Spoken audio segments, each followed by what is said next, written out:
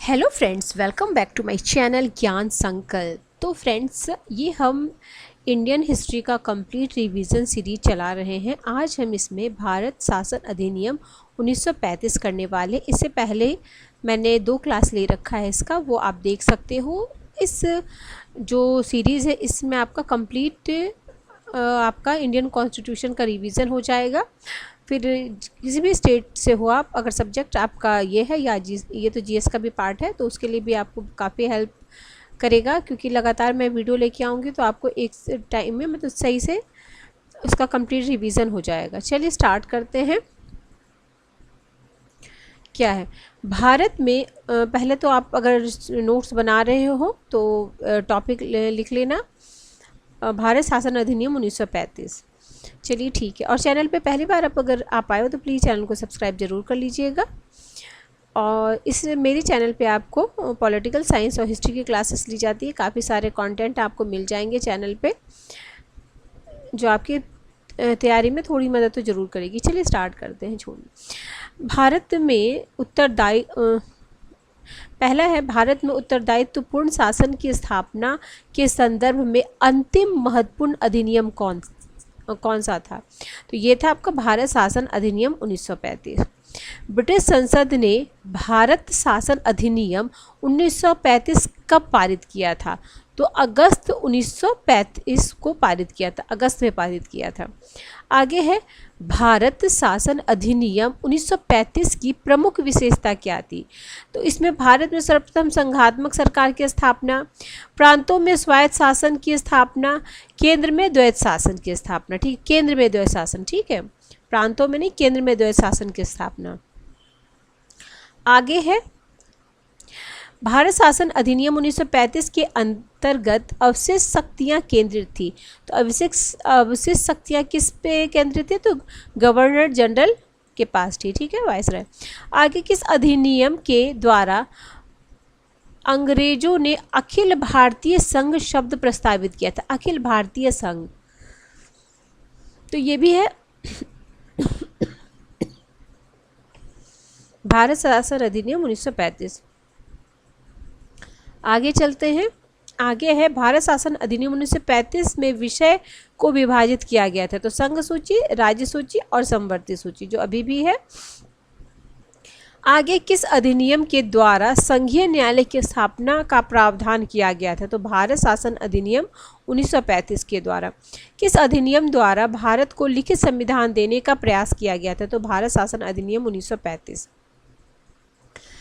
भारत शासन अधिनियम 1935 में ब्रिटिश भारत से संबंधित कुल अनुच्छेद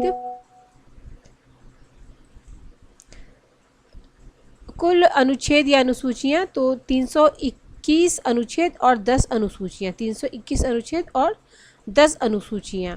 आगे, वह अधिनियम जिसके द्वारा भारत में संघात्मक सरकार स्थापित की गई थी। तो कौन सा था जिसके तहत भारत संघात्मक सरकार की स्थापना?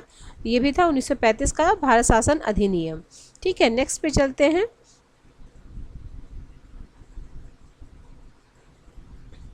देखिए नेक्स्ट में क्या है, 1935 के अधिनियम में अखिल भारतीय संघ में सम्मिलित होना किसके लिए अनिवार्य था? तो ब्रिटिश भारतीय प्रांतों को, ठीक है, ब्रिटिश भारतीय प्रांतों।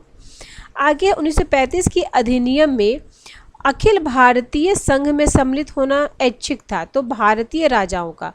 अनिवार्य किसके लिए था? ये भी क्वेश्चन पूछा जा सकता है। तो अनिवार्य किसके लिए था? ब्रिटिश भारतीय प्रांतों के लिए। और ऐच्छिक किसके लिए था? भारतीय राजाओं के लिए, ठीक है। आगे है, भारत सरकार अधिनियम 1935 के अधीन संघ में सम्मिलित होने वाली सभी रियासतों के शासक के लिए अनिवार्य था अंगीकरण विलय पत्र पर हस्ताक्षर करना।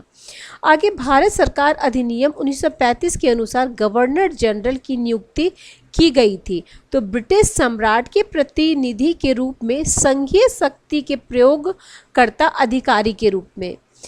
आगे, भारत शासन अधिनियम 1935 के अंतर्गत केंद्रीय तथा प्रांतीय सरकारों के मध्य वैधानिक शक्तियों के विभाजन हेतु कितनी सूचियां बनाई गई थी? तो तीन सूचियां बनाई गई थी। ऊपर भी देखिए, संघ सूची, प्रांतीय सूची और समवर्ती सूची। तो संघ सूची में था आपका 59 विषय, प्रांतीय में 54 और समवर्ती में 36। 1935 के अधिनियम के अंतर्गत संघीय सूची में रखे गए प्रमुख विषय थे सशस्त्र सेनाएं, डाक तार, मुद्रा, रेल, विदेशी मामले, अखिल भारतीय सेवाएं आदि। आगे है, भारत शासन अधिनियम 1935 के अंतर्गत किसी भी सूची में उल्लेखित नहीं किए गए विषय के संदर्भ में विधि निर्माण का अधिकार किसे दिया गया है? तो गवर्नर जनरल के आदेश से केंद्रीय अथवा प्रांतीय विधान सभाओं को। ठीक है, आगे चलते हैं। भारत सरकार अधिनियम 1935 के अंतर्गत केंद्रीय कार्यपालिका के आरक्षित विषयों का प्रशासन किया जाता था, तो गवर्नर जनरल तथा उसकी 3 सदस्यीय परिषद द्वारा। आगे है, 1935 के अधिनियम के अनुसार केंद्रीय कार्यपालिका के हस्तांतरित विषय का प्रशासन किया जाता था, तो गवर्नर जनरल तथा उनके मंत्रिमंडल द्वारा। आगे, भारत सरकार अधिनियम 1935 में मंत्रिमंडल की बैठक की अध्यक्षता का अधिकार किसे प्रदान किया गया था? तो गवर्नर जनरल को। आगे है आपका, भारतीय सरकार अधिनियम 1935 के अनुसार केंद्रीय कार्यपालिका के आरक्षित विषय के संदर्भ में गवर्नर जनरल किसके अधीन था? तो भारत के सचिव के अधीन था। 1935 के अधिनियम के अनुसार केंद्रीय मंत्रिमंडल के सदस्यों की नियुक्ति तथा पदच्युति, केंद्रीय विधानसभा का सत्र आहूत करना, विधेयकों पर स्वीकृति की घोषणा करने का अधिकार तो गवर्नर जनरल के पास है। आगे, भारत शासन अधिनियम 1935 के अधीन संघीय विधानमंडल व्यवस्थापिका सदनीय थी, तो द्विसदनीय थी। 1935 के अधिनियम के अंतर्गत संघीय विधानमंडल के सदस्यों में प्रावधानिक सदस्य संख्या थी कि उच्च सदन में 260 और निम्न सदन में 375। आगे है, भारत सरकार अधिनियम 1935 निम्न सदन का कार्यकाल निर्धारित किया गया था, तो 5 वर्ष किया गया था। आगे, भारत सचिव के लिए अधिकतम 6 तथा न्यूनतम 3 परामर्शदाता नियुक्ति करने का प्रावधान किस अधिनियम के तहत हुआ? तो भारत सरकार अधिनियम 1935। आगे है, भारत सरकार अधिनियम 1935 में संशोधन अथवा परिवर्तन की शक्ति निहित थी, तो ब्रिटिश संसद को। 1935 के अधिनियम के अधीन प्रांतीय क्षेत्र के प्रशासन का नियंत्रण किसे दिया जाता था? तो मंत्रिमंडल को। आगे, 1935 के अधिनियम में मंत्रिमंडल को किसके प्रति उत्तरदायी घोषित किया गया? तो विधानसभा के प्रति। आगे है, 1935 के अधिनियम के तहत प्रांतीय विधानसभा के कार्य संचालन संबंधी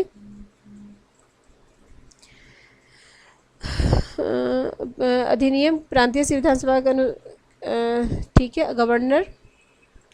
ठीक है, 1935 के अधिनियम के अनुसार प्रांतीय विधानसभा में अनुदान मांग रखने हेतु किसकी अनुमति आवश्यक थी? तो गवर्नर की अनुमति आवश्यक थी। ठीक है, नेक्स्ट पे चलते हैं। आगे है आपका, 1935 के अधिनियम के द्वारा किन प्रांतों में द्विसदनीय विधानमंडल की व्यवस्था की गई थी? तो बंगाल, बिहार, असम, मुंबई, मद्रास, संयुक्त प्रांत। आगे है, भारत सरकार अधिनियम 1935 में अंतर्निहित अनुदेश प्रपत्र को भारत के संविधान में किस रूप में समाविष्ट किया गया है? तो राज्य के नीति निर्देशक तत्व के रूप में। आगे, 1935 के अधिनियम के अनुसार केंद्रीय विधायिका के दोनों सदनों में किसी विधेयक के संदर्भ में मतभेद की स्थिति में उसे सुलझाने के लिए किसके द्वारा दोनों सदनों का संयुक्त सत्र आहूत किया जा सकता है? तो गवर्नर जनरल। आगे है, 1935 के अधिनियम के अधीन संघ तथा उसमें सम्मिलित इकाइयों के मध्य संवैधानिक विवादों से निपटने हेतु किस न्यायालय की? तो फेडरल न्यायालय, जिसे संघीय न्यायालय कहते हैं। आगे है, संघ सरकार द्वारा राज्यों को आदेश देने का विचार भारत के संविधान निर्माताओं ने किस अधिनियम के द्वारा किया गया था? संघ सरकार द्वारा राज्य को आदेश दिए जाने का विचार जो है संविधान में किस अधिनियम के तहत? तो वो भी 1935 के भारत शासन अधिनियम के तहत। आगे चलते हैं, आगे क्या है? 1935 के अधिनियम द्वारा स्थापित होने वाले फेडरल न्यायालय में न्यायाधीशों की संख्या, तो एक मुख्य न्यायाधीश और 2 अन्य न्यायाधीश, यानी टोटल 3 थे। क्या थे? एक मुख्य न्यायाधीश और 2 अन्य न्यायाधीश। आगे चलते हैं। 1935 के अधिनियम के अंतर्गत स्थापित फेडरल न्यायालय के न्यायाधीशों की नियुक्ति किसके द्वारा की जाती है? तो ब्रिटिश सम्राट के द्वारा। 1935 के अधिनियम के अधीन स्थापित फेडरल न्यायालय के न्यायाधीशों की सेवानिवृत्ति आयु निर्धारित की गई, तो 65 वर्ष। 1935 के अधिनियम द्वारा स्थापित फेडरल न्यायालय को प्राप्त अधिकार है, तो प्रारंभिक, अपीलीय और परामर्शदात्री अधिकार। 1935 के अधिनियम के अंतर्गत गठित फेडरल न्यायालय के निर्णयों के विरुद्ध अपील की जा सकती है, तो प्रीवी काउंसिल में। किस अधिनियम के द्वारा संवैधानिक निरंकुशता का सिद्धांत प्रवृत्त किया गया? तो भारत सरकार अधिनियम 1935। किस अधिनियम के द्वारा बर्मा अदन को भारत के से पृथक किया गया? तो ये भी भारत सरकार अधिनियम 1935। नेक्स्ट है 1935 के अधिनियम के बारे में किसने कहा? एक कार जिसमें ब्रेक तो है, इंजन नहीं है। ठीक है, तो जवाहरलाल नेहरू। गुलामी का अधिकार पत्र या दास्ता का आज्ञा पत्र किसको कहा है पंडित जवाहरलाल नेहरू ने? तो 1935 के भारत शासन अधिनियम को। आगे है, किस वायसराय ने कहा था कि भारत शासन अधिनियम 1935 इसलिए पास किया गया क्योंकि हम समझते थे कि भारत पर अंग्रेजी प्रभुत्व बरकरार रखने का यह सर्वोत्तम तरीका है, तो लॉर्ड लिथगो। आगे 1935 का अधिनियम भारतीयों के लिए बेरियों का नया जाल था, तो ये सुभाष चंद्र। क्या सुभाष चंद्र ने बोला? 1919 का अधिनियम भारतीयों के लिए, ये 1919 के बारे में बेरियों का एक नया जाल था।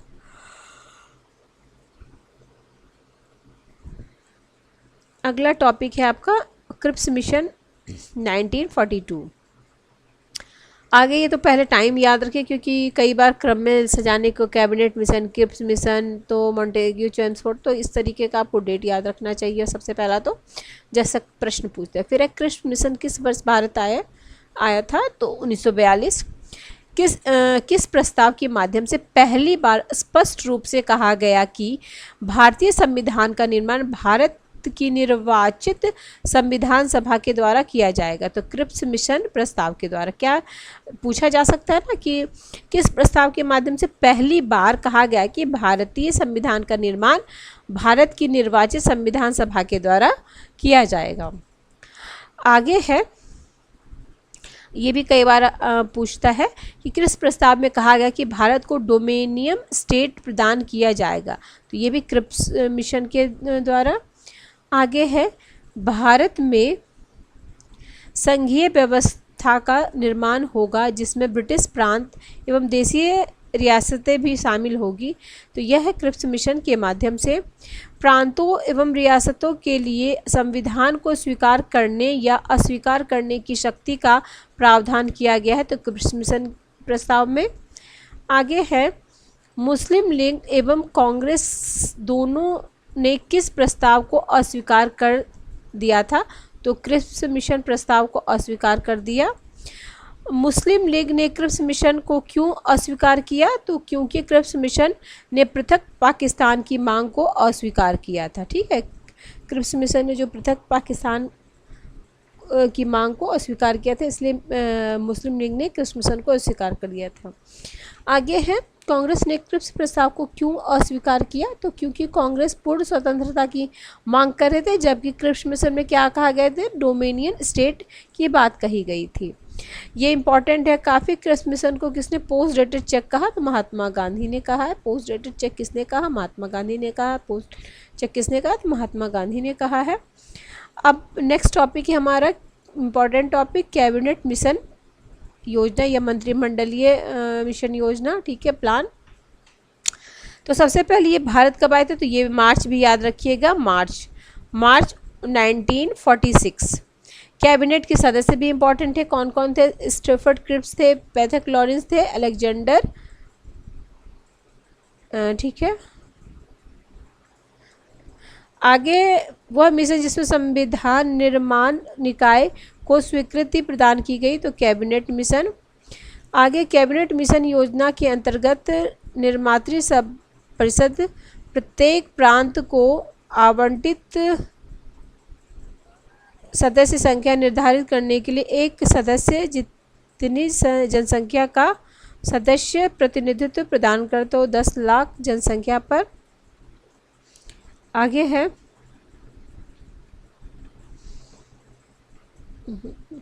किस मिशन ने संविधान निर्माण निकाय के गठन हेतु निर्वाचित प्रांतीय विधानसभाओं को निर्वाचक निकाय के रूप में उपयोग किए जाने को सर्वाधिक न्यायोचित एवं व्यवहार योजना बताया था? तो कैबिनेट मिशन ने। किस मिशन के अंतर्गत भारत में एक ढीला ढाला संघवाद के निर्माण का प्रस्ताव किया गया था? तो कैबिनेट मिशन द्वारा निर्धारित की गई संविधान निर्माण सभा में कुल सदस्य संख्या 389। आगे कैबिनेट मिशन द्वारा निर्धारित संविधान निर्माण सभा की कुल सदस्य संख्या 389 में ब्रिटिश भारत को आवंटित की गई थी। ब्रिटिश भारत को आवंटित की गई सीटों की संख्या कितनी थी? 296। कैबिनेट मिशन योजना निर्धारित संविधान सभा में चीफ कमिश्नर कितने प्रतिनिधि शामिल थे? तो 4 थे और देसी रियासत से 93 थे, ठीक है। कैबिनेट मिशन योजना के तहत प्रत्येक ब्रिटिश प्रांत को आवंटित की गई सीटों का निर्धारण कितने समुदायों के बीच उनकी जनसंख्या के अनुपात में किया गया? तो 3 था, मुस्लिम, सिख एवं सामान्य। कैबिनेट मिशन योजना के तहत देसी रियासतों के प्रतिनिधित्व के चयन का प्रावधान किया गया रियासतों के प्रमुखों द्वारा। आगे है भारत में अंतरिम सरकार का गठन, ठीक है। ये भी आज कंप्लीट कर लेते हैं। अंतरिम सरकार देखिए क्या क्या इसमें। तो भारत में अंतरिम सरकार का गठन किस प्रस्ताव के माध्यम से हुआ था? तो कैबिनेट मिशन प्रस्ताव के माध्यम से हुआ था। भारत में प्रथम अंतरिम सरकार की घोषणा कब की गई? तो 24 अगस्त 1946। कैबिनेट मिशन योजना के तहत कितने सदस्य अंतरिम सरकार के गठन का प्रावधान किया गया? तो देखो 14, 6 कांग्रेस, 5 मुस्लिम, 1 एंग्लो इंडियन और 1 सिख, 1 पारसी। आगे है जवाहरलाल नेहरू के नेतृत्व में 12 सदस्यीय अंतरिम मंत्रिपरिषद का गठन 2 सितंबर 1946। अंतरिम सरकार के पुनर्गठन के बाद मुस्लिम लीग कितने प्रतिनिधियों को मंत्रिमंडल में शामिल किया गया? तो 5। आगे है देखिए अंतरिम सरकार में कौन मंत्री थे? तो देखिए जवाहरलाल नेहरू क्या थे? तो उपाध्यक्ष थे। विदेश और राष्ट्रमंडल मामले। सरदार वल्लभ भाई पटेल गृह, सूचना प्रसारण विभाग एवं रियासत। लियाकत अली खां क्या थे? वित्त विभाग, मुस्लिम लीग से थे। बलदेव सिंह रक्षा विभाग। जॉन मथाई उद्योग और आपूर्ति विभाग। सी राजगोपालाचारी शिक्षा विभाग। गजनफ अली मुस्लिम लीग से तो स्वास्थ्य विभाग। फिर मुस्लिम लीग से जोगेंद्र नाथ मंडल विधि विभाग। CH भावा कार्य खान और बंदरगाह। डॉक्टर राजेंद्र प्रसाद खाद्य कृषि विभाग। अरुणा असफ अली रेलवे विभाग। जगजीवन राम श्रम विभाग। फिर आई चुंदरीगर मुस्लिम लीग से थे तो ये वाणिज्यिक विभाग। फिर है अब्दुल रफ निस्तार, ये डाक विभाग। तो इस तरीके से देख लिए हम और ये इंपॉर्टेंट है, पूछा जाता है कि कौन कौन से मतलब कभी कभी पूछा जॉन मिथाई से बलदेव सिंह तो रक्षा मंत्री कौन थे उस समय, ठीक है। अगला है हमारा भारतीय स्वतंत्रता अधिनियम 1947। देखिए तो भारतीय स्वतंत्रता विधेयक ब्रिटिश संसद में कब प्रस्तुत किया गया था? तो 4 जुलाई 1947 को। भारतीय स्वतंत्रता विधेयक हाउस ऑफ लॉर्ड्स में किस तिथि को पारित किया गया था? तो 16 जुलाई 1947। याद रखिएगा, डेट के साथ पूछा जाता है। भारतीय स्वतंत्रता विधेयक को ब्रिटिश सम्राट ने कब स्वीकृति दी थी? तो 18 जुलाई, ठीक है। लॉर्ड सभा 16, जो सम्राट थे वो 18, और भारतीय स्वतंत्रता अधिनियम कब प्रभावी है? तो 15 अगस्त 1947। भारतीय सचिव या भारतीय मंत्री का पद किस अधिनियम के द्वारा समाप्त किया गया था? इम्पॉर्टेंट है, ठीक है, इम्पॉर्टेंट है। तो 1947 भारतीय स्वतंत्रता अधिनियम के द्वारा। किस अधिनियम के द्वारा गवर्नर और गवर्नर जनरल का पद केवल संवैधानिक प्रधान मात्र रह गया? तो भारतीय स्वतंत्रता अधिनियम 1947। भारतीय स्वतंत्रता अधिनियम किस योजना पर आधारित है? माउंटबेटन योजना पर आधारित है। किस कांग्रेस सदस्य ने माउंटबेटन योजना को अस्वीकार कर दिया था? तो इम्पॉर्टेंट ये भी है, तो मौलाना अबुल कलाम आज़ाद ने। भारतीय विभाजन के समय भारत का वायसराय कौन था? लॉर्ड माउंटबेटन थे। नेक्स्ट है,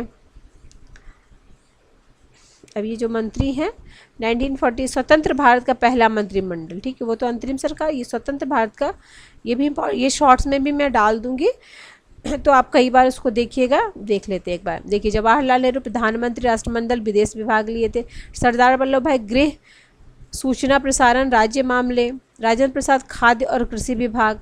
मौलाना अबुल कलाम आज़ाद शिक्षा। BR अम्बेडकर विधि। जॉन मथाई रेलवे एवं परिवहन। जगजीवन राम श्रम। सरदार बलदेव रक्षा। श्यामा प्रसाद मुखर्जी उद्योग आपूर्ति। RK सट्टमुखचेट्टी वित्त मंत्री थे। राजकुमारी अमृता कौर स्वास्थ्य मंत्री। CH भाभा वाणिज्यिक। रफ़ी अहमद किदवई संचार। NB गाडगिल कार्य खान और एवं ऊर्जा।